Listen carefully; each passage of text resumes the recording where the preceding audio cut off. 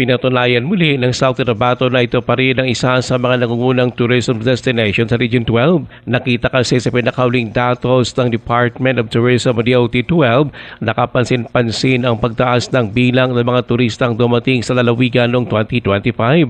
Nagtalang lalawigan ang higit 2 million same-day tourist arrivals na pangalawa sa pinakamarami sa Sarangani. Higit 5,000 naman sa mga dumating sa lalawigan ay pawang mga banyaga na patunay na patok din sa mga dayuhan ang cultural at nature-based na adventure sa lalawigan. Ayon pa kay Senior Tourism Operations Officer RJ Asaria, malinaw na nananatiling isang South Cotabato sa paboritong destinasyon sa Region 12 na may malaking ambag sa lokal na ekonomiya at kabuhayan ng mga komunidad.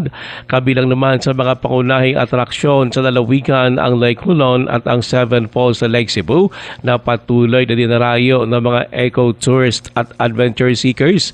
Dagdag pa ni Asaria, kinikilala rin ang lalawigan sa pagpapanatili ng pagsusulong ng kultura ng mga katutubo, partikular na ng mga Tebuli na tanyag sa kanilang dream-inspired na paghahabi.